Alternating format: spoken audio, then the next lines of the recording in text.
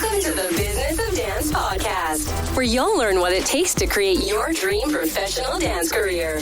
Join us as we dive into the insights and experiences of the world's top dance industry professionals, including dancers, choreographers, agents, casting directors, educators, and other dance industry experts. We explore a diverse range of topics, from personal development and mental skills to audition techniques, creating meaningful industry connections, social media marketing, seeking out dance agents and casting opportunities, on-the-job etiquette, talent unions, pitching to the media, health, finances, and so much more. Here is your host, Menina Fortunato. I am super excited for you guys to hear from today's guest. Someone that I have known for a very long time. I have not seen him in a very long time, but I first met him when I was a convention kid, like many of you. I want to say pushing 30 years ago. It's been that long. And then he was one of my favorite convention teachers growing up with Urban Jam, and then also resident teachers at the Edge Performing Arts Center, where I got my very first scholarship to go to LA, and I took his classes. His classes were always full. He's trained some of the best dancers, teachers, and choreographers that you probably know and love today. And he's got the most incredible credits.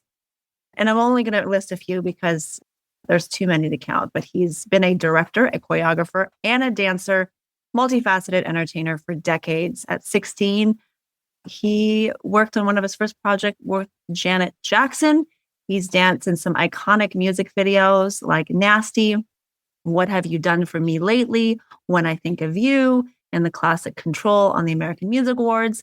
When he was 17, he was selected by Michael Jackson himself to work with him. One of his first jobs with Michael was Smooth Criminal, the music video, as well as The Way You Make Me Feel and Speed Demons, and then moved on to be a part of Michael Jackson's iconic Bad and Dangerous tours.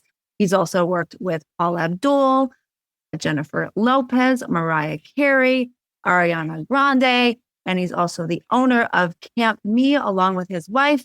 Without further ado, please give some love to Eddie Garcia. Hi. Welcome. And so good to see you after so many years, because my last memory of you was, I think, at Edge. You were teaching a class and I was bringing some of my clients to take your class. And that was a long time ago. That was a long time ago. Yeah. Definitely pre-pandemic. Yeah.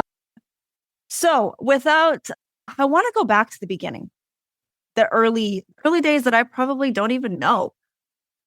I know you were a Dupre college scholarship kid as when you were really, really young. These kids probably don't even know what that is, but let's go back to the beginning, how you started dancing. I know there was tap, I think, in the beginning. Let's go back to those early years. What did that look like for you? So I started tap dancing when I was fairly young. I was about 10 years old. I used to take from my teacher was Miss Marty, who was a fantastic teacher who really instilled the love of dance in me. Like, she just really made dance fun and was just always very positive. And I took from her for about 2 years. And then she retired because, she was an older lady when I started taking from her. So after that, I got involved in doing some stuff, some musicals in the area, just trying to keep busy. And because of that, I met someone who had been on the touring company for Chorus Line. And she had recommended to me going to Dupre's to take from a gentleman named Pat Rico, who was teaching at Dupre's, because he had a wonderful tap class. And because I was looking for a tap class, I hadn't found any in my area that I really liked.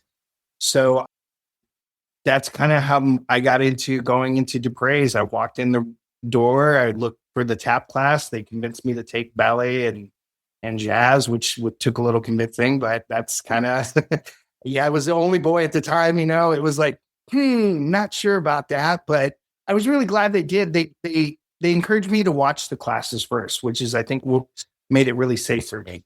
And by doing that, 6 months later, I auditioned for their junior scholarship program. I got on. I was really green at the time. The teachers, I think, felt I showed a lot of promise because I had I just really wanted to do it. You know, they saw that I worked really hard in my classes. They saw that I pushed myself. And every 6 months we had to re-audition for scholarships. So it really pushed us to, it really pushed so it wasn't us like to, Edge where it was once a year. Okay. correct. Every 6 months. So you had to really be aware of how you conducted yourself. The teachers would see if you were pushing yourself in class or if you were being lazy. And I remember there was a girl who some of the teachers just didn't take to, and she was off. She had 6 months on, and then she was gone and not on scholarship anymore. And that shook me. I was like, whoa, that could happen to any of us. So I did that program for 2.5 years. Wow. Yeah, that just kind of led into me doing dance. You know, one of my teachers, Billy Goodson, he choreographed Breaking 2 Electric Boogaloo, and they needed some kids. I know. I'm like, classic. Was that like Shabadoo was in that movie too? Shabadoo and Boogaloo Shrimp and Taco. Yes. Yeah. Yes. Pop and Taco, kids. You need to look up these names. These are, especially in the street dance world, these are some names you need to know. Okay. I love that. So you were like sucked into ballet jazz and then sucked into the hip hop. Into break it too. Yes. So while we were doing, because Billy was one of the first teachers in LA to combine styles. You know, he came from dancing disco and doing stuff like that and knowing like hip hop stuff, like hip hop in its early stages of hip hop. You know, he was a locker. He went from that to he started mixing the styles, and from there, I from taking his class, I started to get a love for these other styles that I'd never seen. When he got the movie, there weren't very many kids in the area that had mixed styles like that. So I was really fortunate that they asked me to do the movie, and then that's where I got to meet Shabadoo and Shrimp, and they both took me under their wing and started teaching me, you know, about street dancing. And Shabadoo especially was very particular about who he would do that with, because he was a very particular person. Yeah, well, no, and it was a different, like, I think for the longest time, they didn't feel like they were seen in the same light as trained dancers, like being ballet dancers or jazz dancers, but they did their own kind of training. It was just a different school, you know? So because I was so inquisitive and I was so open to everything they said, they really did take me under their wing and showed me so much and stayed friends with me, you know, till this time. You know, I will pop in every now and then when Shrimp is online and say hi, and I try to keep up with everybody I've met is always come through all of these different avenues of dance, you know, again, because like my teachers at Dupre's were so diversified and they were all so different that it allowed me at a young age to learn a lot of different styles, which I think is really important for anybody out there. If you're seeking to do this as a career, you really have to understand there's always going to be the stuff that you're good at. And it's the stuff that maybe you're not good at that you should probably get good at, because that's probably going to come into play at some point. I know that's, to this day, you know, styles change now so often, like it's always evolving. So in order to keep up with the business, you have to be open to evolving with the business and evolving with the dance styles. So absolutely. Yeah, you know, and just being at Dupre's, being around all those fantastic teachers led to me doing that movie. And then it led to me, Paula Abdul came to watch a dance class, and she watched the advanced class after it was Jackie Slight's class. And after Jackie's class, her and her assistant Carlton walked up to me and asked me if I would be interested in doing a video. And it was for Janet Jackson. And it was that easy. I was like, okay. I called my parents though first, because I was young. How old were you when Paula scouted you? 16. Wow. And what video did you do for Paula at 16? The first one I did, it was for Janet. It was for Janet. I'm sorry. Yeah, but she was the choreographer. That's right, because that was before she became a pop artist. Correct. Yes, she was choreographer first. Yes. Amazing. So she was doing What Have You Done For Me Lately? And that was my first job. And they really appreciated the way I worked, and I really think that was because of what my teachers at Dupre instilled in me and educated me on how to conduct myself on a set. So a lot of times people didn't even know how old I was. It was one of the, I had, just so that the kids know, I had already graduated high school. Because I was 16. Yeah, I graduated when I was 16. I graduated with honors. You just motored through regular school, or were you homeschooled? I did my last 2 years of school homeschool. Okay. So you're able to go. And I did my junior year and my senior year together. So I just pushed through. Wow. So were you emancipated technically or not? Yes. Okay. I went to the courts and got emancipated. And if the kids don't know what that is. Yeah, explain what that is. Yeah, it basically makes you an adult. So then you are responsible for yourself. So from that point on, your parents are no longer responsible for you legally. They're responsible for you forever, but just not legally. Yeah. So by doing that, I did that because when I was 14, I had auditioned for Captain EO and I got the job. And then Francis Ford Coppola decided he didn't want to have kids because they were going to work weird hours. And they didn't want to have to deal with the legalities that existed for, for children, So they cut the 2 kids out of the production, which was myself and Tina Casperry. I don't know if you guys know who Tina Casperry is, but the 2 of us had booked the job. And it was one of those where we booked it and then we got a phone call telling us that we were no longer going to be needed. And then we got another phone call telling us we were going to be back on it. And then we got another phone call telling us that was a mistake. So 3 times I got the job, lost the job, and it was crushing to me at 14. I was like, oh, yeah, talk about a game of yo-yo. You're like, you're in, you're out. No, just kidding. You're in, you're out. Yes. But that's what gave me the drive to say that, I talked to my parents and my sister, and we came up with a plan on what I could do so that the next time the opportunity came about, that maybe the age wouldn't be the issue for me. Right. Well, speaking of age, you also were on tour really young with Michael. So let's fast forward a little bit. You got emancipated, you're working with Janet, but then that led into Michael. You want to share that story? So we heard there was an audition. Nobody knew what the audition was for, but we all knew what the audition was for. Everybody knew. They can't say it publicly, but everybody knows. Yeah. Yeah. What are so we knew it was something for Michael, but we didn't know exactly what because nobody knew. Okay. So I went to the audition. It was for Vincent Patterson, who was a choreographer. Love it. They were kind of explaining that they were going to be working on this. It was like they preferred to call it like a movie short instead of a video.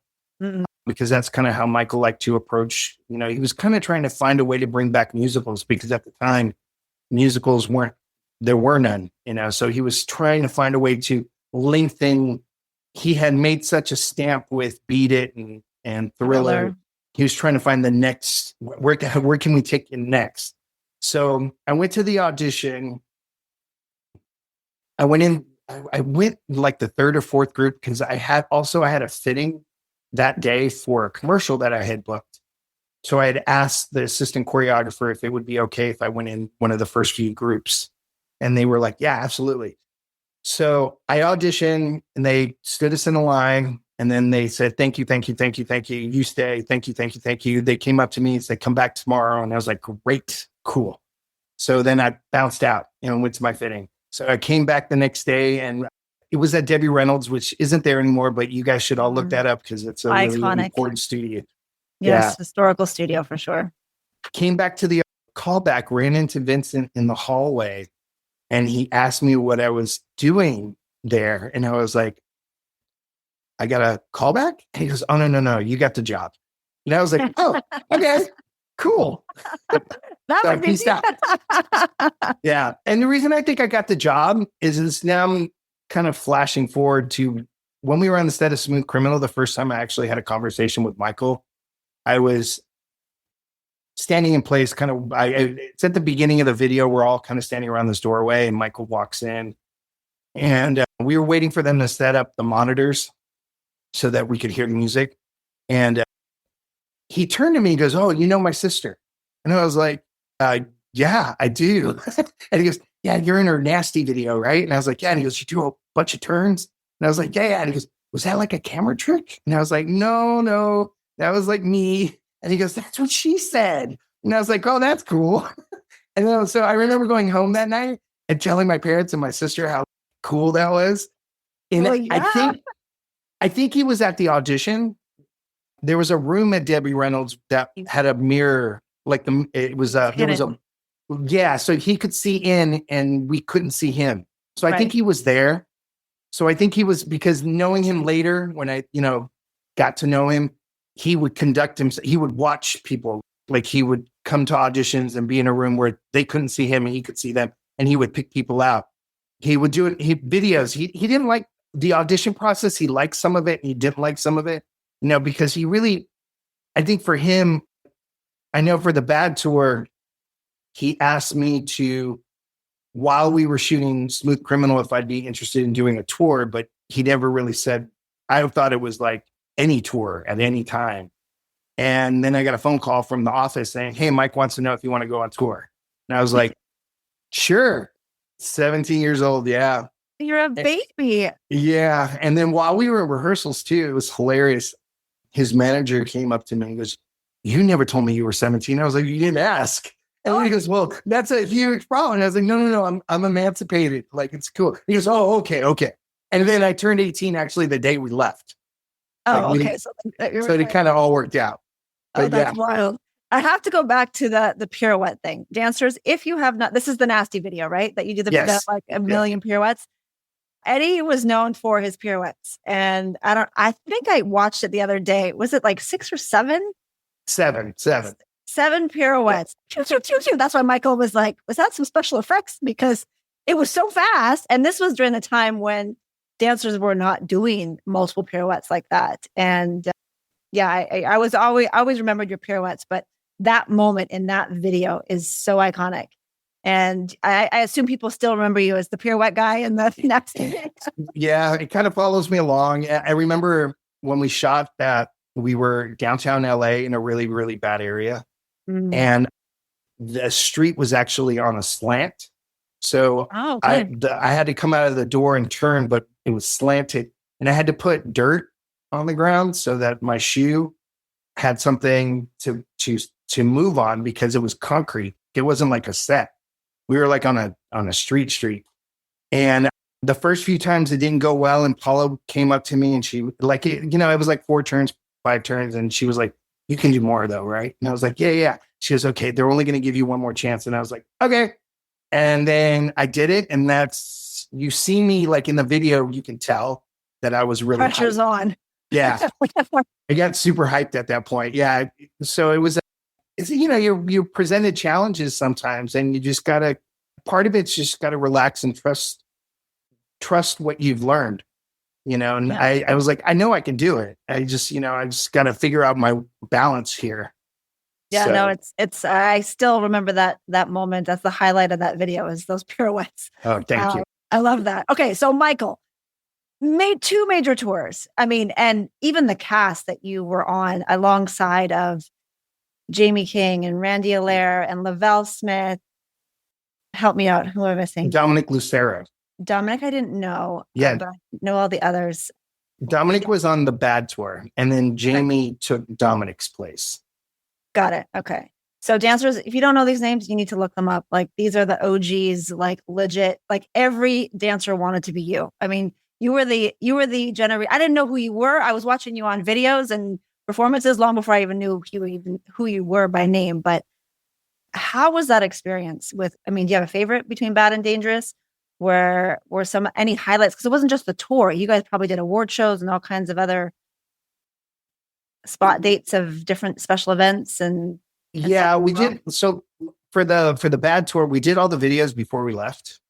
Like Smooth was my first introduction to him. And then right after Smooth, we got a call about a week before we left to do The Way You Make Me Feel. which was crazy because they used real gang members. So I got to hang out with some like homies. Whoa, like the Crips and the Bloods. So the Crips wouldn't talk to me because I was Latin, but the Chicano gangs would. So the Chicanos sat with me at lunch and told me stories. And then the Crips sat with Lavelle and told him stories. Wow. And then they wouldn't really talk to me because they kind of didn't get along at that point. And they had parole officers there. It was the weirdest thing. Yeah, it was wild. And they were cool. Like they were bring real gang members and not actors. Real gang members, not actors. And they were peaceful, at least for the show. They were very nice. Yes. Okay. Crazy stories, but very nice. Yeah. I can only imagine the stories that you've heard. Well, the program was designed to give them a chance to. They had done some bad things, and they were trying to fix themselves. Okay. And this program that had come through, they gave them a chance to be a part of something. And Michael wanted to provide that opportunity because sometimes people make a mistake. And by telling them it's okay, you could look, if you do this is a legit way to make a living instead. And I think that was the cool part of doing that video is getting to see that and the pride they took in how they dressed. Like they were teaching us. No, they were telling us how to iron our pants and use starch. Yeah. They had specific ways of ironing their pants. And so the wardrobe people were like, have at it, whatever you want to do. They wanted it to be legit. So us, the dancers, we just followed what they did. That's wild. Well, what an experience that must have been. And then on the bad tour, I remember Michael came in and they had these drawings, and there was a drawing of a dude with a mohawk and a chain. And he goes, that's going to be you. And I was like, wait, what? and next thing I knew, I had a mohawk and like crazy chain around my like neck for a while. Second half of the tour, they took the chain away, thank gosh, because the chain was real. So it was pretty like heavy. I got a lot of bruises. Oh, wow. Yeah. Now, how is it working with Michael? Because you're one of the few dancers that have spent years with him, working with him. Anything that we might not know about his work ethic or working on a production like that? Because Michael's very particular from what I've heard. He's unlike other artists. Anything you want to share that he was very aware of everything that was going on. Everything. From lights to like I remember we were getting ready to do a little breakdown from Smooth Criminal. We were practicing and he stopped the band and he basically told the dancers we were starting literally a millisecond too early. And so then we had to learn this little lean into it, like how to follow his lead because there were certain beats he was trying to figure out, and then for me, because of the way I was trained, I had to connect those two counts. Where is he hearing it? And once I figured out where he was hearing it, then I was always synced in with him. The other thing is being around him, you always had to keep your eye on him because every show, there'd be these moments where you stop and you're literally posed and you don't know when he's going to start the music again. So you have to keep an eye and you kind of have to be make sure you're looking in a direction where you think he's going to be. And then hopefully he would give you, when you hear me say this, go, but again, he goes, sometimes we would do these hits where he would go hit, hit, hit, hit, hit, hit, hit. You had to keep your eye on him because sometimes it was 4 hits, sometimes it was 7 hits, and he liked to mess with us. Like it was fun with him. Like it was fun. And yeah, he would be like, you guys got to keep your eyes on me because I'm going to change it. And he got that from James Brown because James Brown would do that. Well, some of his movement feels very James Brown inspired. So. Yes, and Fred Astaire. A lot of Fred Astaire. Mm-hmm. A lot of like he does during Billie Jean. He does this little shuffle thing. It's taken from Fred Astaire. It's an exact step that Fred Astaire did that he taught himself how to do it. Like he just watched it over and over and then taught himself how to do it. And then made it his, because that's usually what he would do. Learn something and then how do I make it mine? What can I do to make it more me? Yeah. So, I mean, both tours had cool things. The bad tour was cool because, I mean, there were 4 dancers and him. and then, you know, singers and band. And it was the band and the singers and the dancers, we were all like on stage together. So there was this whole like synergy of movement and interaction that I really, really enjoyed. On the Dangerous tour, it was bigger. So we had a little bit of that, but not as much as we had on the Bad tour, because it was, again, the stage was bigger. It turned into 2 stages. Like it would open up, so there'd be another stage underneath. And that's the first time people saw us do the lean live. Because we in the video it's done one way, live it was done differently. Somebody came up with a way to do it. He thought it was cool. I got to test it out. I fell on my face a few times, you know, and then we figured it out, and then we showed him, and then he was like, perfect, you know, because we tried leaning and swooping around, which doesn't work. Like you had to go straight up and down. Yeah. Well, I read Vincent Patterson's book where he talks about the lean, and he's you have to read the book to get the secret. I have it. It's back there. I love that. Fun fact, he's the reason why the Business of Dance podcast exists. Do you know that? Oh, that's wonderful. 3 years ago, actually around this time, I did an interview through the Business of Dance mentorship just like this. And he's like, so is this going to be a podcast? I'm like, no. He's like, well, you should make it a podcast because this is really good. I'm like, I don't know what thing I'm podcasting. And I keep planting that seed. And then someone else told me the same thing a few months later. It's like, okay, maybe I need to look into this whole podcasting things. And then we just released our 100th episode last week. So awesome. Vincent Patterson played a role in your path and did as well. Was he the choreographer for both tours, or was there others? So he was a choreographer for the Bad tour. Okay. And then when the Dangerous tour came around, I remember I didn't get a phone call. I heard there was an audition. Again, nobody knew who the audition was for, but everybody knew who the audition was for. Okay. But this time it was Kenny Ortega. So okay. I was like, okay, well, I didn't get a phone call, but I know the material, so I'm just going to show up. Yeah. So I went, and again, it went really well, you know, because again, I was, you know, Kenny was very gracious, and it was like, you can't assume that you're just going to have the job. Like you have to kind of go earn it. And so I was like, well, I'm going to go in there and earn it, you know, because if we didn't get a phone call, then we have to earn it. It went back to how I was on scholarship. Every 6 months, you had to re-audition. So I'm like, okay, this is my re-audition. So I got to show up. And then I got to show why I belong as part of this group. %. And the original group makeup.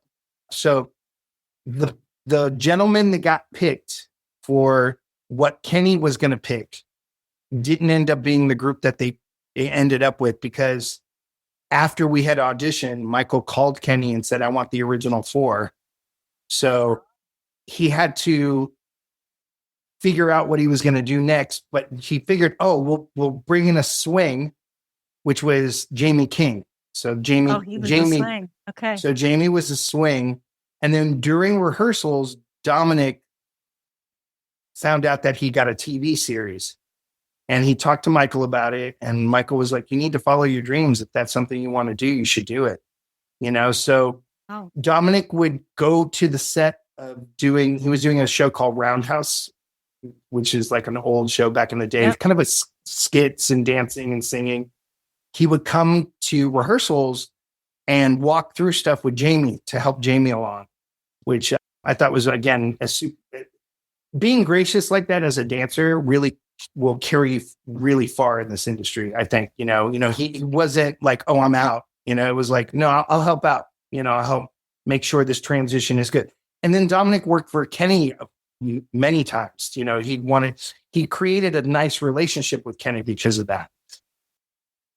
Yeah. And then Dangerous tour happened, which was like crazy. It was a very different tour because on the Bad tour, we were gone. I mean, we would come home for maybe a week or two, and then we were on the road again. So that happened for 2.5 years. Wow. Yeah. It was like forever. Yeah. Great job for a dancer, though. I mean, never a good job. Well, it was the only time he's ever toured the States by himself, was the Bad tour. Really? Okay. Yeah. The Dangerous tour he only did overseas. The History tour he only did overseas. This Is Really? It was He only didn't going to do be a single American show for Danger? no, zero. Oh, I didn't know that. Was Yeah. that a political statement or was that Dangerous was done. They did it in Hawaii. I think they only did one. Okay. They did one big show in Hawaii because I think Chris did that one. Okay. Well, I mean, that era was, I think, probably one of Michael's biggest eras where like fans were screaming just at his presence and crying and all kinds of, I don't know if people even do that anymore, but he had an effect on people that I've never seen like anything else. Yeah, it was pretty wild. We had people climb up the side of hotels trying to get up to where we were. Wow. Well, you had to learn how to conduct yourself there too, because you were representing him. Yeah. You know, you're on tour, you're yourself, but anything you do is going to reflect on him. So we were very conscientious of like how we conducted ourselves everywhere we went. He goes, if anybody asks you for an autograph, you sign until someone pulls you away. And so, you know, you'd be sitting there signing and then a bodyguard would grab you and literally pull you away because they were huge and we were tiny. So they're like, eek, and you're like, oh, but he preferred it to be that way because he goes, you know, they're paying for us to do this. Be gracious. And yeah, it was fun. And I met a lot of really amazing people on tour. I got to see a lot of really cool cultures. I got to see the world like multiple times. How many countries have you been? I'm just curious with all these tours. You know, I've been to a lot. I've never been to South America. I know it's weird, right? I know. You never been to South America tour? No. I had left the tour, and so I didn't do that leg. Oh, okay. That was after. Okay. Yeah, I booked a different. So when we did the Dangerous tour, the legs were spread out. It was more. So I did Europe, and then there was a huge break. So I booked I booked other jobs. And then we're going to go back out on the road. And there was one job I couldn't back down from. So then it was kind of the same thing that had happened with Dominic. They hired a friend of mine and then I came in and made sure that he knew all my parts and I went through it with him. And then I went on to do what I was doing. So I didn't get to do South America with them. I did go to Russia, but I went to Russia with Paula. I didn't go with Michael. Oh, so you were on tour with Paula as well? No, I did a spot date. She did a spot date.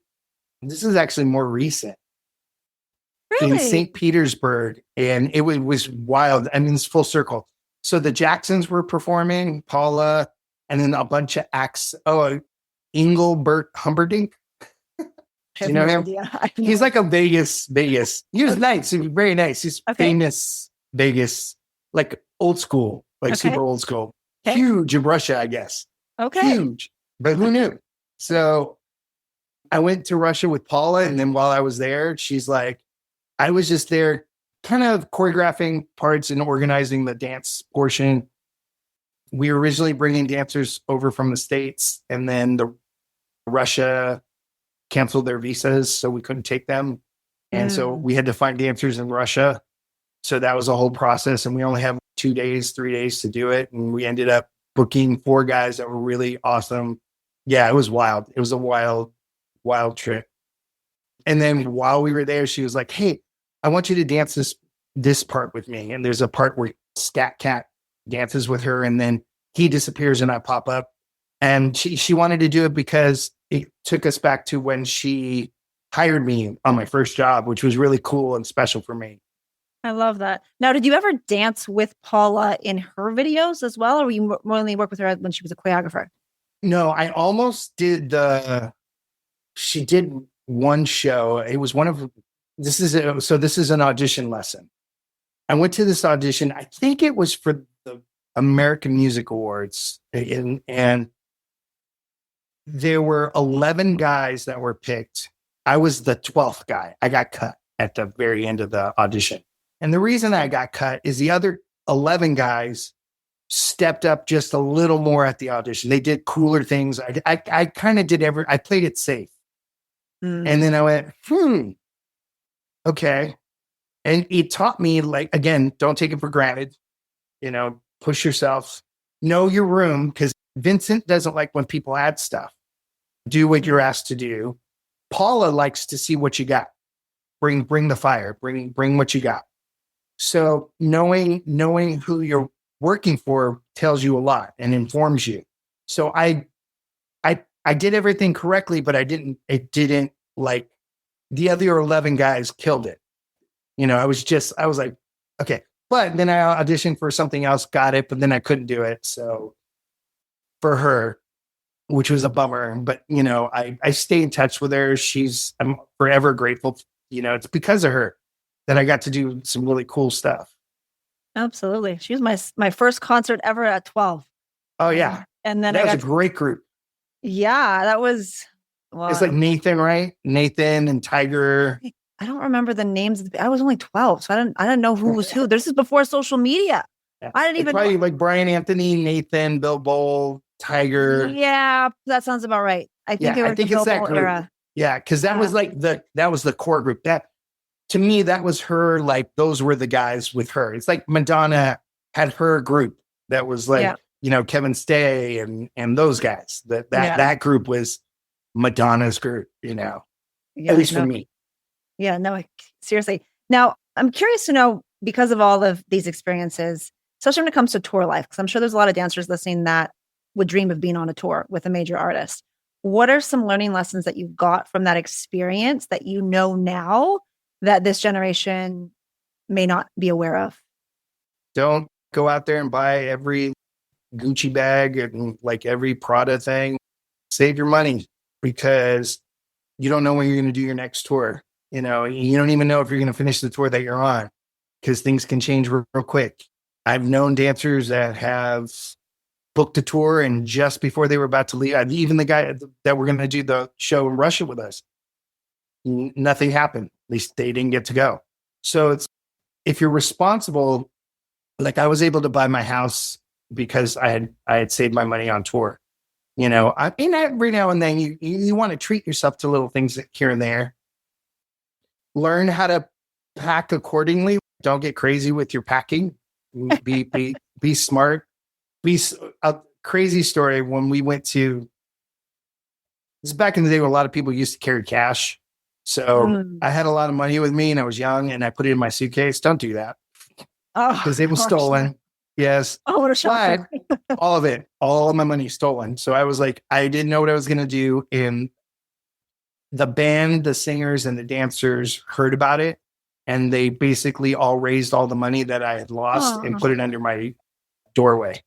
So they gave me all my money back, which was nice. They were like, "You an 18-year-old little kid," and I was like, "No, put your money in the bank or something." Yes, you got to be smart with your money.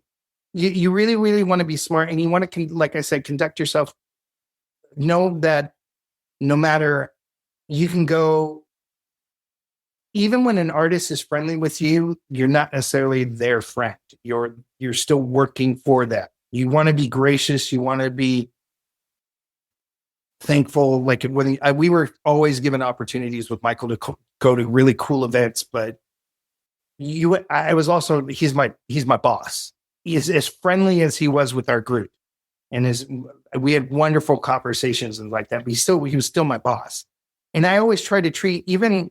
I've had friends of mine who are choreographing, who were students of mine, who now are choreographers, who will hire me on a job. I never look at them as my student on that job. I look at them as my boss. They're the person I need to listen to, because they took the time to hire me. So now I want to put my best foot forward so that they get what they need from me. They were trusting me to bring something to the table. So I think all those things are really, really important. Well, that's a full circle moment to be hired by one of your students. Brooke Lipton hired me on a job. Did you do the Palm Royale recently? No, that was fire though. I was like, whoa. No, I did Lucifer. She goes, "Hey, look, I got this part. It's not, you don't do a lot. You basically sit there and you're dead for most of it. Are you cool with that?" And I was like, "Yep." Let me tell you though, the other thing is there's no small parts. I'll lay on the ground for the whole day. I don't care. I popped up, I danced for about 10 seconds.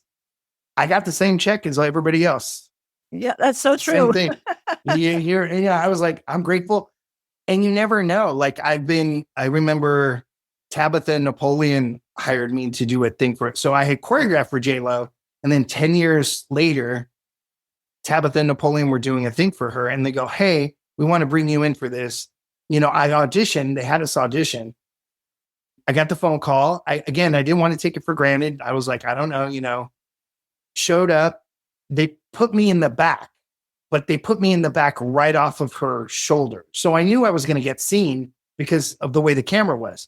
So I'm like, I'm cool being in the back. You don't know where and why people are placing you places, but you just got to trust the process and be grateful. And every time I do a job, I could be up on a scaffolding, like way up in the back, and probably I'm only this big. I'm still happy. I'm still like, it's still a cool job. Still getting the same paycheck as the person in the front row. Correct. Tabitha and Napoleon, were they your students at one point as well? No. Because you've trained a lot of, I remember when I took your class, Nancy Anderson, I think was your assistant back then. You've had a lot of dancers. Any dancers, teachers, choreographers of today that you used to take from you that these kids might yes. So I don't know. So Nick, do you know Nick? Nick Flores? Yeah. Yeah. So Nick took from me on conventions, and was Gil one of your students as a scholarship kid? Gil was on scholarship. Yeah. Gil, who's now Janet Jackson's creative director, and Nick Flores also danced with Janet and Brittany, and he's choreographing. He just choreographed something with RJ, doing some special. RJ Durrell used to assist me. Oh, and he's one of your assistants. Nick and RJ directed a Schoolhouse Rock 50th anniversary and hired me, which was like full circle. It was like a really, really, really cool thing. Like I was so honored that they're like, oh, you'd be perfect for this. You get to play a teacher. And I was like, yeah. I love that. Well, you were a great teacher. I remember you were tough. I remember that. You always gave tough love. I don't think this generation understands what that means, but you weren't mean, but you were tough. You expected greatness and you wouldn't settle for anything else. And would you credit your dance teachers for instilling that in you? My teachers were blunt. Okay. They didn't filter anything. It is very different now, and not to say it's wrong. It's just a different, I think with every generation, I teach, I work with kids a lot, and how I approach things may not be the same way I approach it with adults. With adults, I'm going to be a little more like straight up. And I've had to tell dancers on a job, I remember coming up and saying, hey, if you guys don't pull it together, you're not going to be here tomorrow. And them going, And it's interesting to see who gets it and who doesn't. I've had to do that on recent jobs where I was really, the dancer is extremely gifted with talent, but not very gifted with knowing how to be part of a group. And I think that's very important, is that you could be the most gifted dancer in the world, but if you don't get along with everybody, you're not going to probably work ever. Or you'll work a couple times and then people will go, I don't really like this. This isn't working for me. Because even like working with Nick and RJ, like there were times where they're shooting a scene and we're kind of off camera, but we're still, they were having us there. So I was still being involved because I was taught to do that. And then RJ came up and he goes, you guys need to do that. You need to be involved. He goes, we have other cameras, we're shooting multiple things right now. Just because you think we're only shooting this part isn't mean we're only shooting this part. We're shooting multiple things. We're trying to catch as much spot. So be present. I think it's really important as dancers. You got to be present. You got to, I always go back to gracious, be nice to people, because you may be top dog at some point, but there's going to be another point where there's another dancer that is better than you and can do other things that you, but that doesn't mean that you also don't have something that you can bring to the table. It's like, I try not to doubt myself, being older, my brain thinks a little different, and like I said, choreographies evolve so much, certain things. There were certain things that we did. We did a lot of turning. Like I've taught kids things that I did, and they were like, "Whoa, you guys turned a lot." And I was like, "I know. Well, that was my generation. We turned a lot, So I've had to learn to pick up some choreography that I was like one yanda, and I'm like, one yanda, what is that? One yanda, two yanda, three yanda, four. Yes, you all know. And it's this generation knows that one. Yes, but it's challenging. And I remember being on the set for Schoolhouse Rock, and I felt a little deflated the first day because all the kids picked it up really quick. And I was like, "Yes, I'll get it." And they were like, "No, we know you'll figure it out." And I was like, "Cool." And the second day I had it, I went home and went to a dance studio for 2 hours and worked on it by myself to make sure that I was on top of it the next day. So I wasn't going to be the problem. So I think you have to also go above and beyond what's asked of you, and people will notice, not be afraid. If they ask you to, I had to be a rooster once. Don't be afraid. Don't be afraid to be a rooster or a chicken. I remember auditioning for Vincent once, and we had to be a blade of grass. And it was for a commercial where weeds were attacking the grass. And it was like a piece of sod, like those little square pieces of grass that you put down. And we auditioned 4 people across, 4 people deep. So there's 16 dancers. And if one person mess up, he cut the group. Oh, snap. So you had to be synced up. So key thing, I was like, who are the assistants? Go in that group because they're probably not going to get cut. Smart audition strategy. I like yes. That. Well, pay attention when you're at auditions. Don't always make it about getting all the steps and just worry. Watch how people are auditioning. Watch to see who's kept, who's cut. If this person got kept, what did they do? I saw a girl not do one piece of choreography right, but she got kept and the whole group got cut because the fire was there and they knew her. And they're like, they came up and they say, just don't do that at the callback. And she goes, I got you. She came back to the callback and killed it, and it was like, you be aware, watch, and then also don't take things personal. And that's the hardest part, I think. It's like, you can't always control everything. It's the toughest part, I think, about being in the industry. You might be the best dancer in the room and you might not get the job because they don't like the color of your hair, and you go, I'll change my hair. And no, it's not really that, but it's like, it could be anything. They don't like how tall you are, or you're too tall. You're 1 inch too tall, or you're too small. I can wear heels. It doesn't matter. It's like, you don't know. I had an assistant, Chris Judd, and I were auditioning something. The producers came to the room, and one of our assistants at the time, who was amazing dancer, great. She did an okay job at the audition, but then this other blonde girl came up that killed it. And they were like, well, we want that blonde. And they're like, and we kept going, but you don't want this blonde? Or the person that we Your had. assistant. And they're like, no. And we're like, oh, that put us in an awkward situation. Yeah. But I'm not cutting the check. I can't make the decision. If it were my job, I would step in and say, well, I really want this. It was technically, this person was way better. They just were.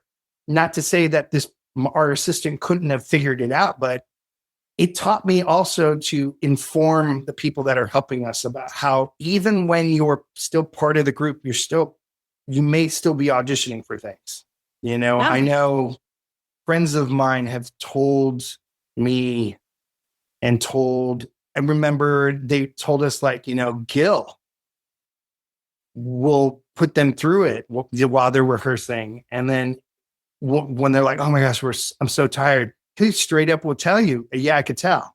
Oh, but but again, it's, you can tell, or you like, it's interesting because then it pushes you to, well, I'm going to make sure I think the stronger dancers will go, oh, okay, I'm going to fix that. I remember, I would never say this now, but I remember Nancy Anderson taking my class, and she came up to me after class and she asked me how she did in class. And I was honest. I said, I don't really watch you. Oh, So she went, oh. was she assisting? Oh, yeah. Or No. She was on scholarship. Okay. She was on scholarship. The very next time she took my class, she destroyed it. And she came up to me and she goes, I bet you watched me today. And I was like, wow, wow, wow, wow, wow. But I was like, fair. But that's like, that's the part I think we can tell you about, but it's something that you have to like bring out of yourself.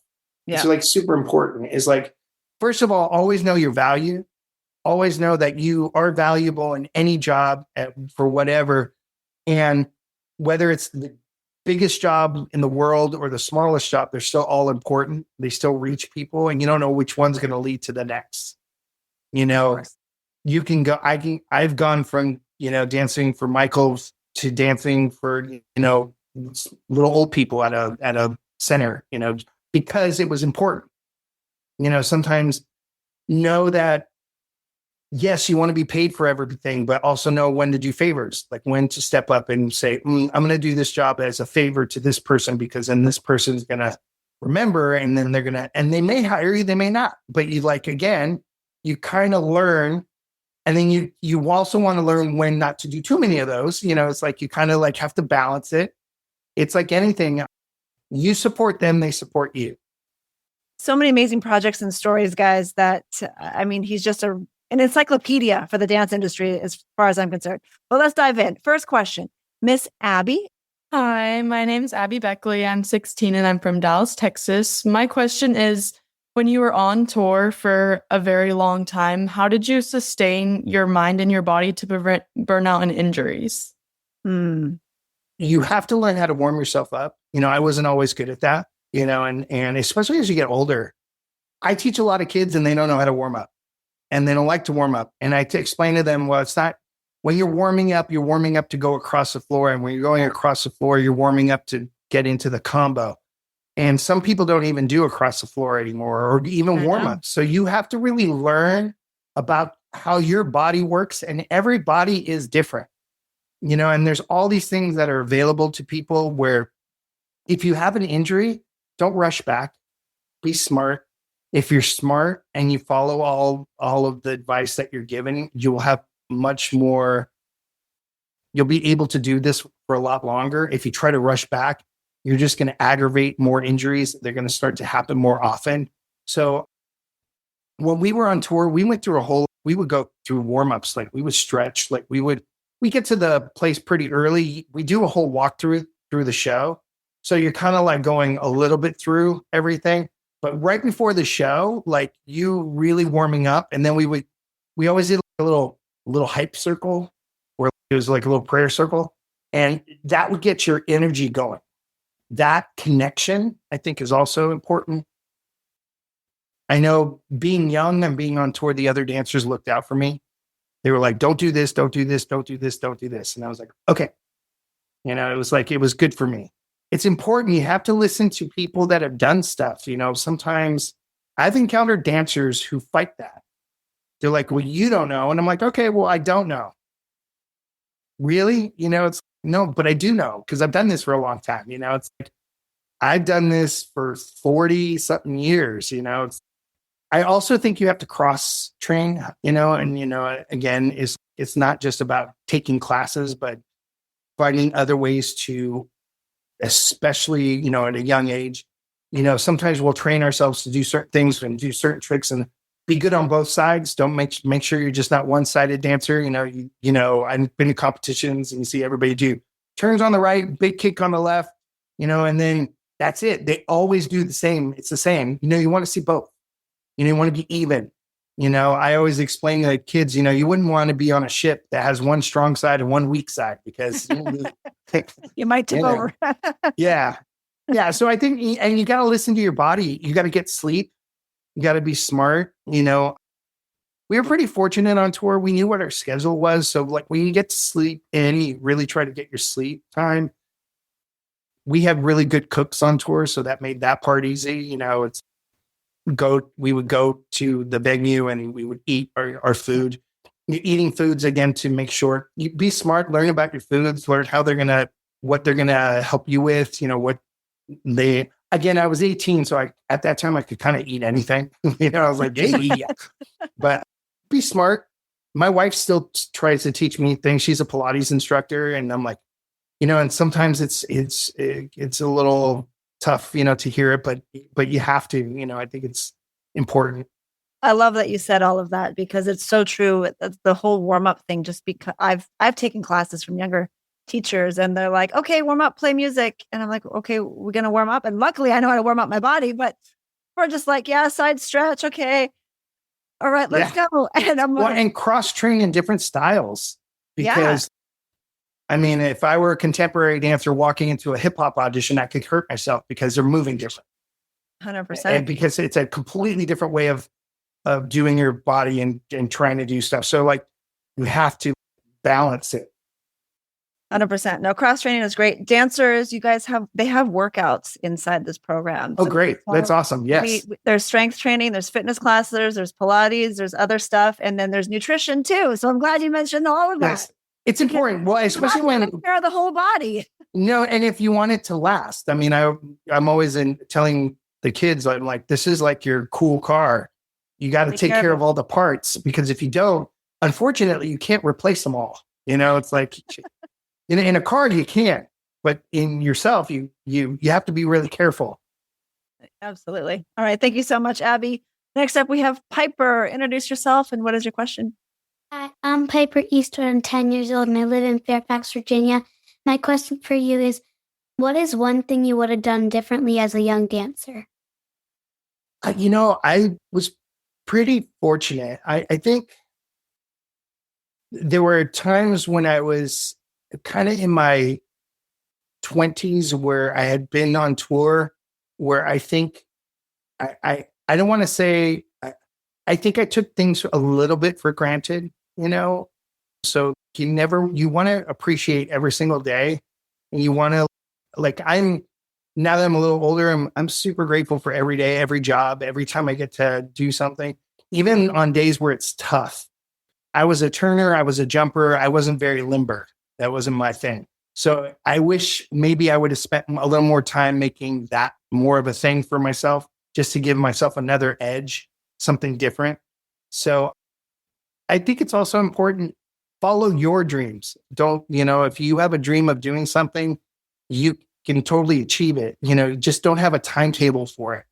It's really, really important because it can happen. It happened for me pretty early, but it can happen to you for someone at a later point in their life. If you don't know when it's going to happen, you just want to be ready. And that's why they say luck is when preparation meets opportunity. So just be ready. So when the opportunity comes, whether it's tomorrow, next week, next month, next year, next decade, you can seize it. Therefore, you are lucky. I love that. All right. Thank you so much. Next, we're going to go back to Raylyn. I skipped her by accident. Raylyn, you are next. Introduce yourself.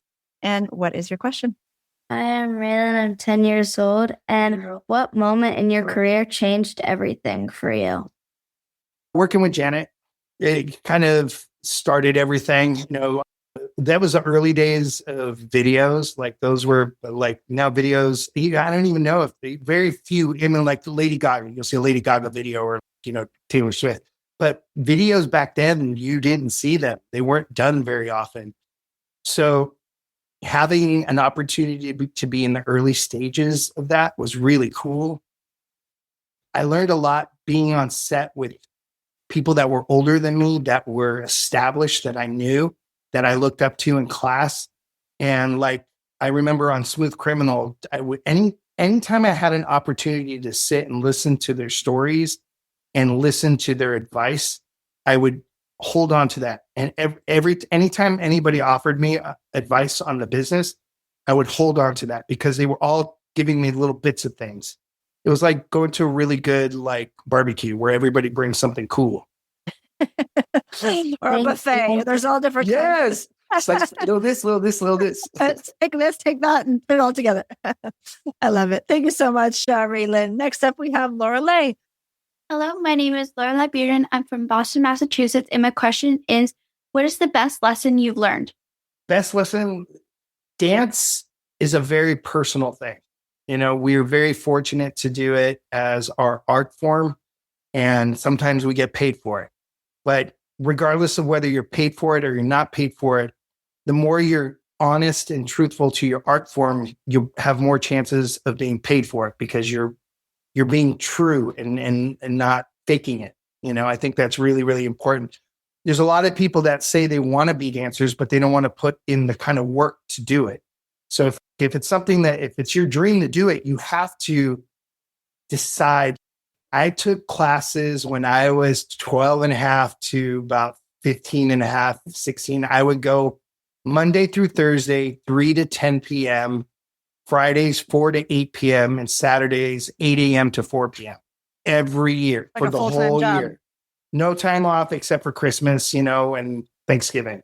When I wasn't in class, I was doing homework, and the teachers would look and make sure I was doing my homework. And if I wasn't in class, I was eating. And if I wasn't eating, I had to be in class.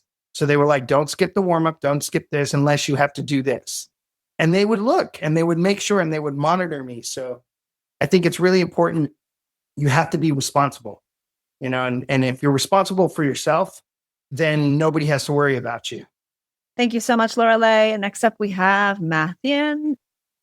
Hello, my name is Matthew Dadney. I am from Canada. I am 19 years old.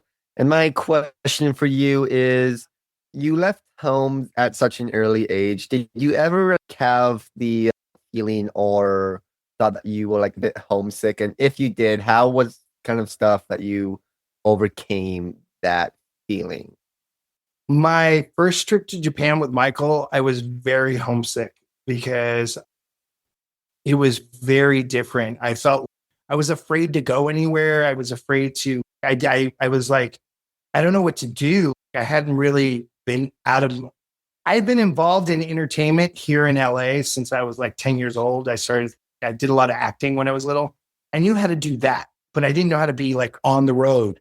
So I listened to the people that had been on the road, and they're like, don't do this, don't do this. And then they would like, hey, we're going to go do this. I would go with them. And then I took off. Once I got a kind of a feel for it, then it became less scary. I called home, I checked in. I think that made it a lot easier. I also listened to stories. Michael told us stories about when he was younger and things. And I think that set me at ease. My first show for Michael, we were at, they called it the Egg. It was like a big, huge dome. And it wasn't a dome yet. It was just a big, like open arena at the time. Like it was huge though, 83,000 people. Ooh. And we were underneath the stage and I was shaking. It's our first show. So I'm like shaking. And he's right next to me underneath the stage. He's looking at me and he goes, are you nervous? And I was like, yes, I'm nervous. And he goes, well, and then he told me something that really stuck with me. He goes, it's good that you're nervous. It means that you care. And he goes, take this moment in because you're only going to feel this moment here one time. And I went, okay. And I've learned that anytime I get nervous about something, it's usually because I care about it and I want it to turn out the best it can be. And he also told me to go out there and hurt them, as hurt the audience, go give it to them and don't hold back, put it all out there. And then he gave me like the power to do it, just the fact that he took the time to look over and talk to me right before we're about to walk out on stage. I went, that was cool. Like he didn't have to do that, but he did it because he also knew I was young. He knew it's a big deal. It's a big deal, and then once that first show was a little bit of a blur, but once you got comfortable on stage and you started to feel much more relaxed. And I learned that's another thing when you're doing shows and stuff. You got to know the stuff so well that you don't have to think about it. And I had to trust in all those things. It's really important that you know that. If you can't do it by yourself, which is something that he made us do on the first tour, he had us each do the entire show by ourselves, one at a time. Wow. Yeah, in front of him and the other three dancers. You do it. I had to go first because I was the youngest. And it was the scariest thing I've ever done because it's I've never heard of anyone doing it. I've done 4 tours and I was never asked to go alone the whole 2 hours. The whole show. We were in a dance studio and we did every dance by ourselves, one at a time.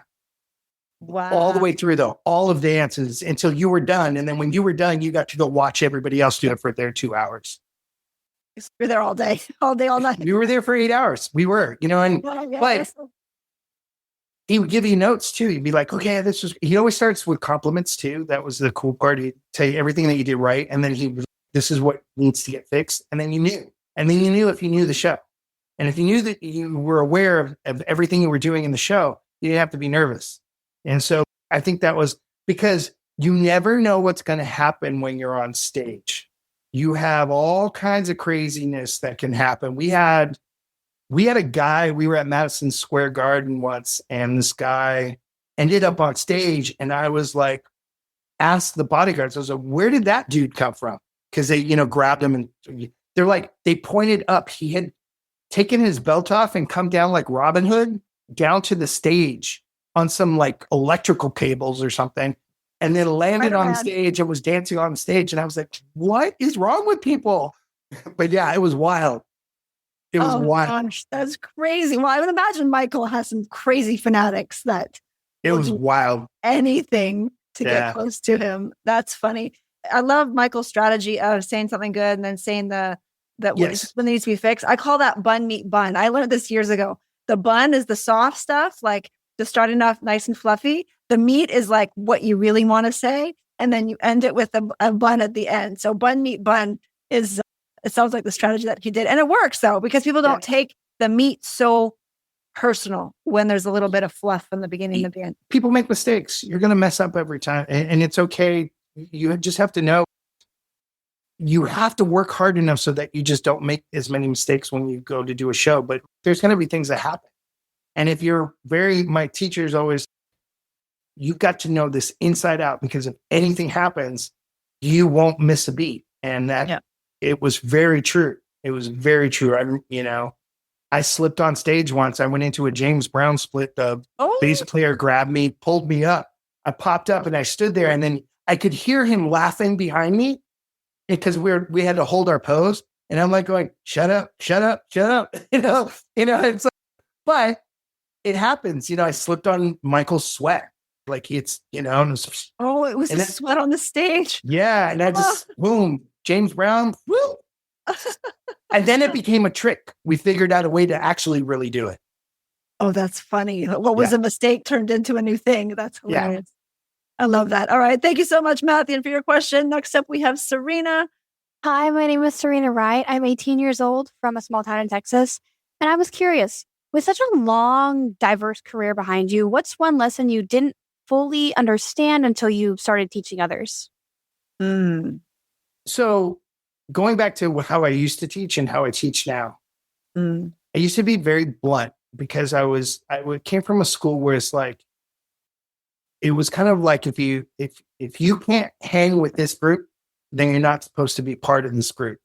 That's how I was taught. So I was taught to be really tough. My first Jazz 5 class, I got thrown into the wall by somebody twice, and then told by the teacher that I was going to get kicked out if I got in that person's way again.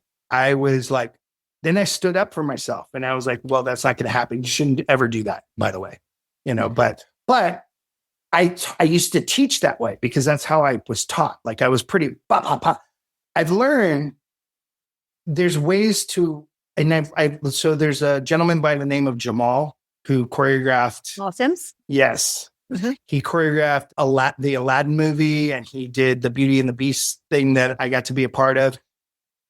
He's so kind on set, and he's so wonderful with dancers, and he always, everything he explains are notes and what he tells you, but he's so wonderful in how he tells you. Everybody pulls up, and I went, I need to do more of that, because that's a cooler way to get what you want accomplished. Instead of going after somebody, is lift them up, because obviously something went wrong. But if you lift them up, maybe they're going to be more successful for you. So I think that's really, really important. And if you see other dancers that are faulting and falling, help them up, be encouraging, hold them up. Yeah, because if you do, on the flip side, I had a young lady not be so nice to me on a job, and it got back to the executive producer, who just happened to be a friend of mine, and it didn't go very well for her. And I felt bad. I was like, oh, no, because I was trying to handle it, but everybody's important. You don't know who the person next to you is. You don't know anything about their backgrounds. You don't know like how long they've been around, who they know. So you always want to be like, you got to treat everybody with respect, eat good to them. If they need help, they want to rehearse with them. Even if you know it, you can know it better. You can help them. I got to pick a partner. There's a Cindra Che, who was somebody I danced with in Smooth Criminal. Yes. They said, pick a partner. I went straight to her because I knew her the longest and I knew we would have each other's back. And we were great partners. It was great. It was fun. I loved it. So I think that's really, really super important. And I think as young dancers, if you can develop that, the relationships you develop now will lead to better things later. Yes. Preach that. That is so true. I still will cross paths with people that I used to compete with when I was a kid and still reconnect like years later, even if we don't see each other for a while. And those are relationships that even though you may not see each other, they always come and go. And that can get you hired and rehired over and over again as well. You might be out at a convention or a competition and you may see a dancer, and if you're encouraging and you're nice and kind to them, you never know, they may end up being the next choreographer. And they're like, I had a girl that used to take my class and there was a scholarship. So she was a singer. She was training to get to do her first video. She had an audition and he had just graduated from being on scholarship. Before he danced one step, she went, I want him.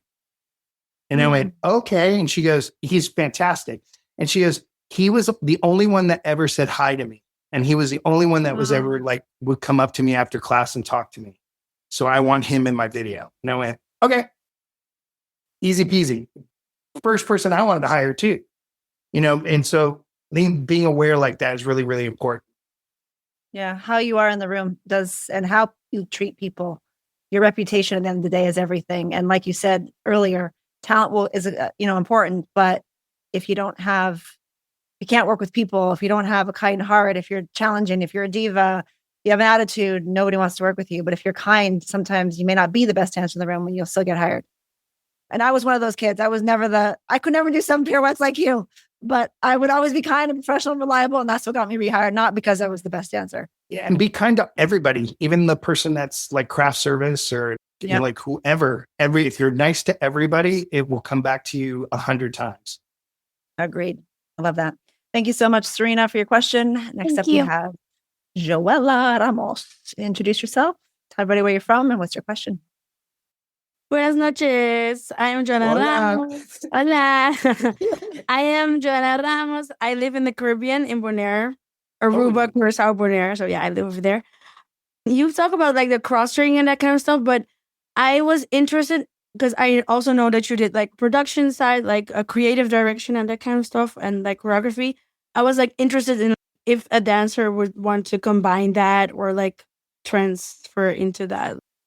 So the way I notice that choreographers come about and then creative directors, and usually it's like steps. So like you were somebody's dancer. They really liked the way you were with, dancing for them for a while. They wanted to give you a shot to choreograph something. So you step up and you do your best work. Then they go, oh, well, I like the way you did that. Can you do another one? Then you do again, you have to show up and do even better.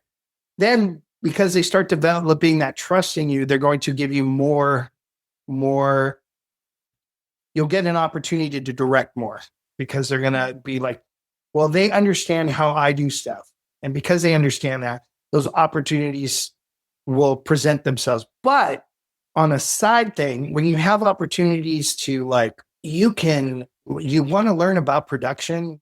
I watch a lot of documentaries on how movies are made, behind the scenes, you watch as many things. I also go back and I try to learn about how things were made back in the day because things haven't changed that much. Inform yourself, be knowledgeable about departments. I learned that from some of the directors that I look up to, like film directors. they know about other departments outside of just directing the movie. They go, that's what I do, but I need to know about these things too. And because you have to know, like when you're a creative director, who are you going to trust to do the lighting here? Who are you going to trust to do the choreography for that section? Who are you going to trust? And who are you going to, so learning about how to team build, I think is really important. And that will also create, when you have a great team, the opportunities come your way much more often too, because it's steady and sturdy. A lot of artists, when they find their team, they stick with them because it's safe. Then you're going to get a good product. You have to take chances, and you have to always constantly be looking. I always look like I go down the rabbit hole watching choreography from all over the world. And I go, whoa, I would never have thought of doing that.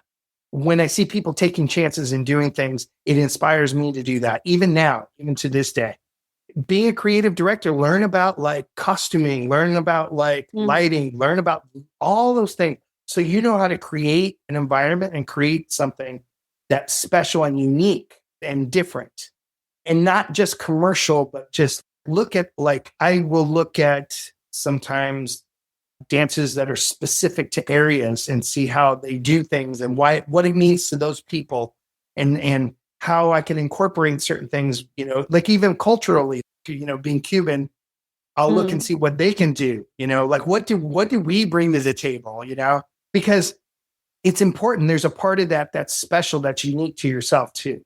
Yes, thank you. Thank you for your time and energy. No, I love your vibrant energy. Oh, thanks. It's the coffee. Yeah. I love it. All right. Thank you so much, Joella. Next up, we have Sophia and Bellamia. Hey, my name is Bellamia. I'm 13 years old and I'm from Illinois. And my question for you is, what is your biggest takeaway from touring at such a young age? How big and wonderful the whole world is. Being able to experience different countries and different cultures really blew my mind. There were so many things out there I just never knew about. And having that opportunity and being paid to do it, I really did take the time when I had the time to get out and really see the city and see the people and hear the music. I would go to places to listen to music. I would go to places to try food, because I think it's all connected. When you have opportunity, even when you go on vacation, if you go to a city that you've never been, or like a place, look at everything around, look how they dress, look how they are, look what's different about them from you. And then if you learn how to, somewhere in your mind, you kind of keep that, as put it in a compartment. Someday you may look back on it and use it. I know some of the greatest choreographers do that. They look at everything around them and they're very aware. Oh, look at the way that bird moves. No one's ever moved like that bird. It's weird, but it's true. So if you ever have an opportunity, even just traveling, even if you're not touring, look at everything, not just like this. This is okay, but it's not about this. It's actually about getting out there and learning, like physically getting out there. When I trained, I had to travel 35 miles, 40 miles to go take class. I had to, when I wanted to get an album, I had to go to the record shop and buy the album, and hopefully it was good, So we have a lot of things that are accessible to us immediately now, but it's good also to get out and experience those things. Absolutely. Especially when you're traveling. Yeah. You're basically getting paid to travel, like for a living. So go explore. That was the first thing I did. Anytime we get a day off, I'm like, what city am I in and what can I go see? Oh, yeah. I went to museums. I went to amusement parks. People. Yeah, I went to amusement parks and I was like, where's a cool place to go eat? Where's a good place that has music? And then we would get invited places. And that was like, every time it was such a beautiful experience. All right. Thank you, ladies. Next up, we have Monse Garcia. Hi, my name is Monse. I'm from Napa, California. And I had a quick question regarding working with all these three artists, like transitioning with J-Lo and Michael, and then also like Janet Jackson. What were the key takeaways or differences between working with them? And also just a little bit of tough love. that you would recommend that you don't see in this generation that you learned while on tour with all of them? They were all really honest. They all had different ways of expressing their honesty. They're all very hard workers. Like with Jennifer, we did the Today Show, and we went and we rehearsed in Miami because the Today Show's in New York. So we went to Miami because there was a studio available to us there, and she felt comfortable there. So she wanted to be like in Miami. So we went down there and we would rehearse. It's a 20-minute show, and we would do it 3 times in a row, take a 5-minute break, do it 3 times in a row, take a 5-minute break. So 4 hours later, we went on our lunch break, and I mean, we were working, but when we did the 20-minute show, piece of cake. It was easy because we were used to doing it. We had been rehearsing in Miami for 3 days, doing it 8 hours. So I was used to doing an 8-hour show, not a 20-minute show, but 8 hours times 3. So she really was, and she worked that hard. She was putting in the time too. It wasn't just us. Michael was the same, we're going to run the show again, take a little break. Boom, let's go. We would do the show 4 times in a day. Again, if you could do that, after a while, when you only have to do it once, it's cake. It's easy. Yeah. You can be available for experiences and things that maybe you didn't expect. I had Michael once. I was responsible for a magic trick, and the magic trick went wrong. And I got pulled into a room. It's the scariest moment I ever had, for anybody. And he was pacing. It's the only time I ever saw him upset. And he was pacing and he was talking, and he wasn't directing it at anybody. He was basically just telling us that can't happen ever. And there was a crew person who threw me under the bus there, said, I did something wrong. And I was like, no, but I freaked out. I went back. I was really upset. It was like scary. I was 18, and I'm like, I went into one of the dressing rooms and I was like in a corner, and the lead band person came in and goes, "Hey, I was looking for you." And he goes, "I heard you got pulled into the room." He goes, "Don't take anything personal." He goes, and I heard what so-and-so said. And he goes, "He can get fired. You're not going to get fired. So just listen." He goes, "Nobody's going to, you're not going to go anywhere. You didn't do anything wrong." And I was like, and to know that somebody else had my back was really important. Yeah. And Michael had my back. And Michael's manager, who I was actually friends with, talked to me later. I had to be in the room and hear it. I had to hear it because I was part of it, which taught me to be even more aware of everything, because I can't always trust other people's departments sometimes. We found out there was a faulty hook. This one hook and that's not my department, but we didn't know it at the time. So, I wasn't mad. You can't be mad at that person, but what he did to me was not courteous and not right. He was just scared.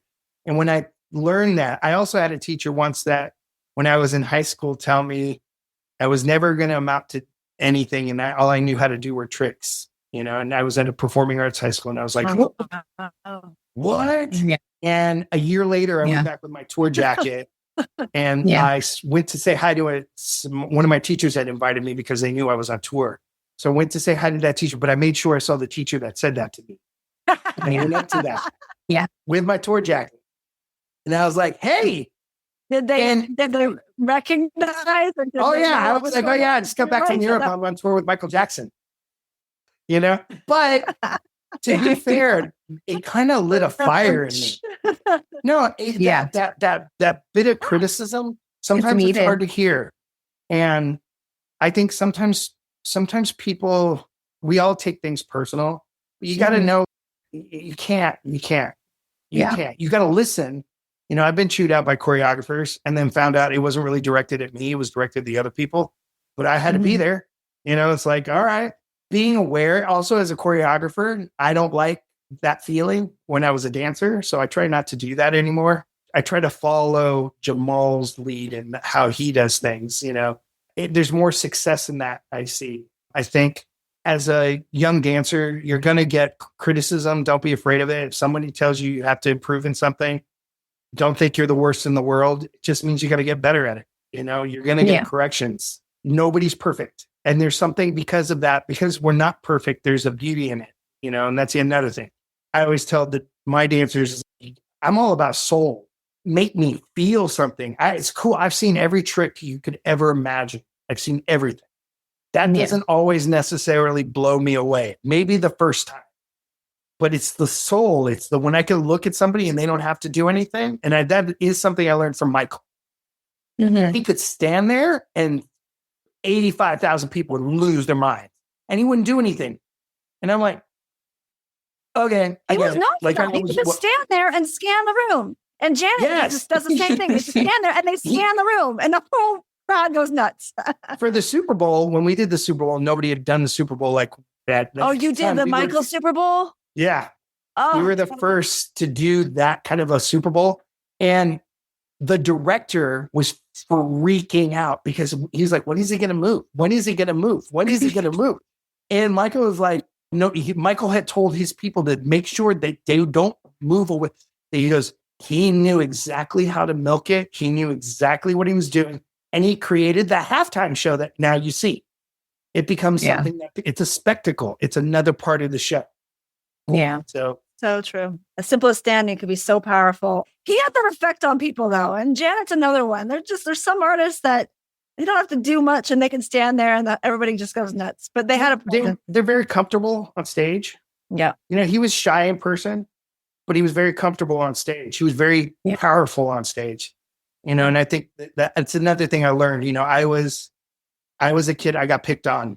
I got chased, I got called names, I got all those things until I was on tour, and then everything stopped. And it's because all of a sudden it flipped, and I learned there was like this other, like a superhero thing that just happened. I went, whoa, that's weird. So there's this me, and then there's that me on stage. Cool. And then you learn how to also, when you have your downtime, when you're not on stage, to be a person, do people things, go out and experience. Well, it's important because some people don't. They get so infatuated with just, they don't. Part of the artistry is you also have to be a person. You have to that's part of what people want to pay to see is, oh, I can relate to that. They're bringing that to the table. Absolutely. Yeah. All right. Thank you so much for your question, Monse. We've got two more. Thank you so much. Next up, we have Savannah. Introduce yourself and what is your question? Hi, my name is Savannah Wright, and I'm from Toronto, Canada. So you did mention that you went to an audition and you played it safe and you got to the very last round and then you didn't end up making it. And I wanted to know if you had any advice for those that do auditions and they make it super close, but then they don't get it, whether it's the last round. As well as how do you overcome that hump, especially in bigger audition scenes? If you're getting to the end, it's just a matter of time. Usually if you're getting to the end, there's something about you that they really, really, it could be one person doesn't think you're right for that particular job. I had a student, he was one of Britney Spears' first dancers. His name's Andre Fuentes. Mm-hmm. And I was at his first audition that he ever did. Andre. And I'm watching him. He's my student, and he was doing something, and everybody, don't ever do this, but it's a funny story. Everybody had their heads down and they weren't watching. So he went up to the table and he hit the table really hard, and everybody flew back. And then he was like, shimmy, shimmy, shimmy, shimmy, shimmy, shimmy. And he's backing up. And I was like, oh no. Cause I was like, whatever you do, make sure you get their attention. I didn't mean that. But he didn't get hired for that job, but they remembered it. They did remember him. They remembered his energy, his spirit. And it wasn't just a small matter of time before someone went, boom. There's a girl by the name of Allison Falk, and she's an incredible dancer. She does everything. She has a baby face. For the longest time, people wouldn't hire her because she looked so young, and a lot of jobs just weren't gearing to that. She was a swing on Janet's tour, and then somebody stepped out and she got to step in. And when she stepped in, fire. She never looked back. So it's frustrating when you get to the end and you don't get it. You just you have to be happy for the people that do, and also know now they got those jobs. So there's other jobs available to you that they may not be able to get, because it's like, that's true. It's true. it's true. Like they're working on that. So, hey, They're on tour, so I'm available now. yeah. Well, I'm an older dancer. My pool of dancers is much smaller now. Yeah. There's few of us. Left, I always see there's certain people you always see. Our pool is smaller, so it's fun for us because usually if you're getting on something, you're going to see somebody that just from our age group. And every audition is I look at it as a class. It's like you learn. You go, okay, I did this really well, so I need to make sure I do more of that, and then I need to make sure. Oh, I got. This is where I maybe could fix things, or I saw what that person did. That was incredible. Ooh, maybe I need to find a little bit of that flavor of what they brought to the table there. Not necessarily. The other thing I say, dancers make a mistake of trying to be like other people. And you don't want to be like them because they're them and you're not them. And you don't want to be them because they're them. So you want to be you. It's important because why would I hire a kid that looks and dances like Brian Friedman if I could hire Brian Friedman? You know what I'm saying? It's so if Brian Friedman would come to class when he was younger, he would come in from Arizona and he would take the class that I was in, and he would purposely line himself up with me to go across the floor so that we could have a turn off. We would go across the floor and he would do a certain amount. And I was like, whoa, that kid just did 2 more turns than me. So then I would have to step up and do more than him. And it would be this thing going across the floor. And he was younger than me, pushing me to be better. And that was incredible to me, And for him, it was, I want to dance with those people. So I'm going to dance like those people. So I'm going to dance with those people. And he wasn't afraid of it. And I think that's another thing. You never want to be fearful of any other dancers, because everybody's in the same boat. Everybody wants usually do the best job possible. So you work together and work as a family and you build each other up. And sometimes you get a job and sometimes you don't. And it's okay. Yeah. Absolutely. Thank you so much, Savannah, for your question. And last question of the night, Brayden, introduce yourself. And what is your question? Hi, I'm Brayden Warden. I'm 17 years old. I'm from Dallas, Texas. My question for you was, what was it like going from a studio where you were one of the only male dancers to working in these groups, large groups of male dancers? What was that transition like and how did you navigate that? So for me, it was a little different. When I was coming up through the industry, I was like the only boy dancer and there was a lot of men dancers. So I had to dance with the men dancers and they treated me like a man and not like a boy. So I got pushed around. They would knock me over. They would do all those things.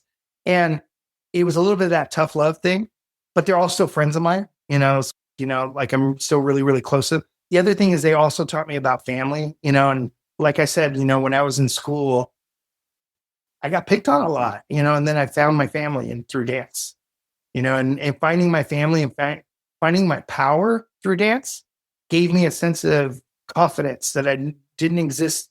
I was always friendly, but I wasn't always necessarily confident. I was shy in certain ways.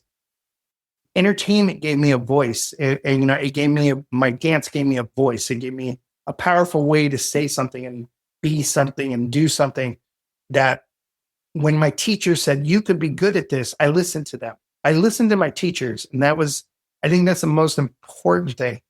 Even when you don't want to listen to your teachers, you got to listen to your teachers because they do know what they're talking about. Even when they tell you that was terrible, you go, okay, cool.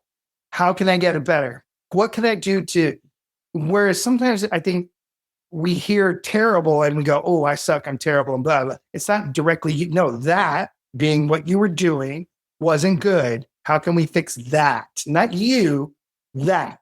Like I said, there's so many more guy dancers than when I started, as far as young, and there were very few of us. I couldn't even tell you because I was the only boy at Dupre's for 2.5 years. Oh, wow. And then towards the end of my thing, 2 more guys came. And then I was like, oh, cool. I have my homies. It's like, and we were all very different. Matt he became a Broadway person, and he like did a bunch of really cool Broadway shows.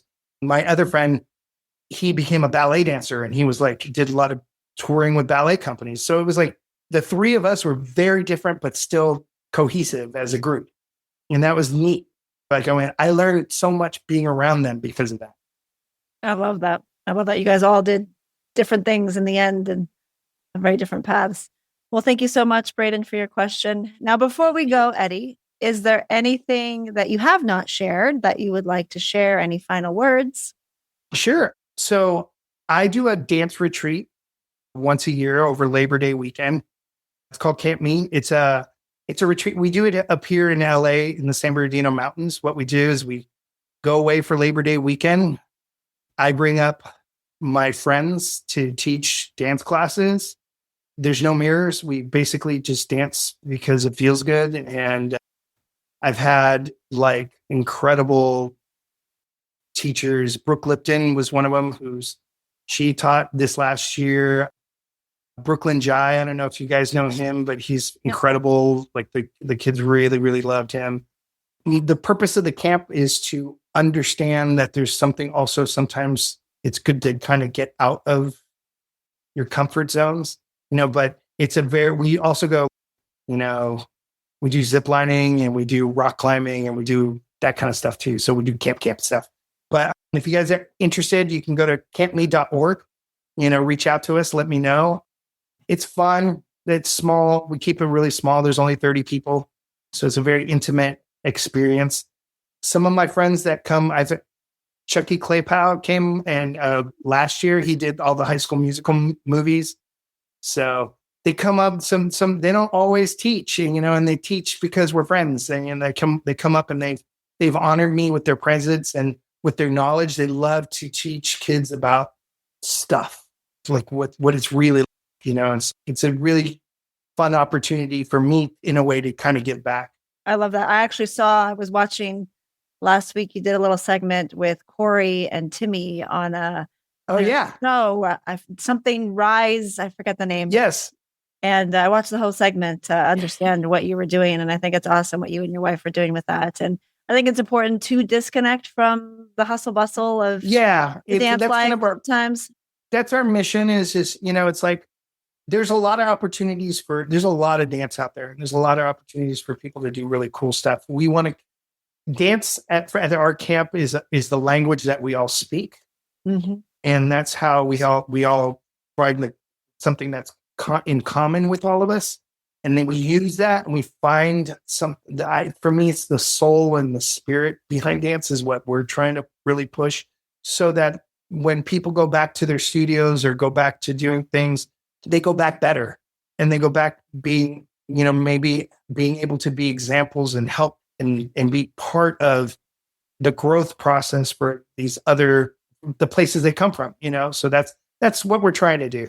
Well, you're giving back to the next generation and what a gift you are to the dance industry. And so happy that we were able to get you on and share your stories and full circle moment, because I was like one of those kids like you guys, dancers once upon a time as a convention kid, Urban Jam, Nationals. And I was like, yeah.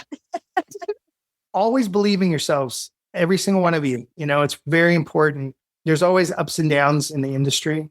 Don't doubt that you're special and unique and you have something to offer people, because it's the gift of the world. It's what we can bring to everything we do. And we do art, it's an amazing way to express ourselves and tell stories and get things off our back. So really, really utilize the opportunity to have fun in your classes, enjoy it, work hard, sweat, get like bleh.